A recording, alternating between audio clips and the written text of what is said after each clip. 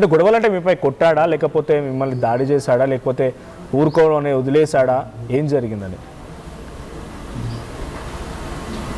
Continuous గొడవలు జరిగేవి. వాళ్ళ ఫ్యామిలీ మెంబర్స్ని అప్రోచ్ అయ్యి చెప్పాలని చూశానండి.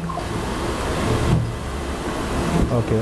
సో ఆ తర్వాత మీరు అలా అడిగారు అనుకోండి, సరే మీకు అప్పటికే హీఈస్ నాట్ జెన్యూన్. గతంలో అడిగాను మిమ్మల్ని, మీరు ఎందుకు ఆయన ఇష్టపడ్డారు అంటే ఆయన ఎఫర్ట్స్ నాకు నచ్చాయి అని అన్నారు. ఏం ఎఫర్ట్స్ అంటే 24/7 నన్ను ఎక్స్పెక్ట్ చేస్తూ ఉండేవాడు అనేటువంటి మాటని మీరు చెప్పుకొచ్చారు. కాబట్టి ఇప్పుడు ఆయన ఎఫర్ట్స్ అన్ని బ్రేక్ అయ్యాయి, హీఈస్ ఫేక్ అని మీకు ఆ రోజు తెలిసింది. ఇఫ్ ఎట్ ఆల్ ఆయన నిజంగానే చాట్ చేసి ఉంటే, మీరు చేశారంటున్నారు కాబట్టి, because I don't have any proofs అది చెప్పడానికి.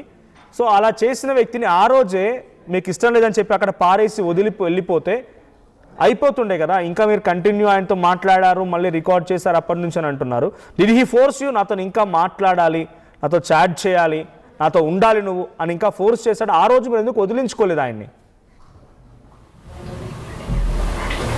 అతను నేను మాట్లాడకపోయేసరికి మా ఫ్యామిలీకి కాల్ చేశాడండి.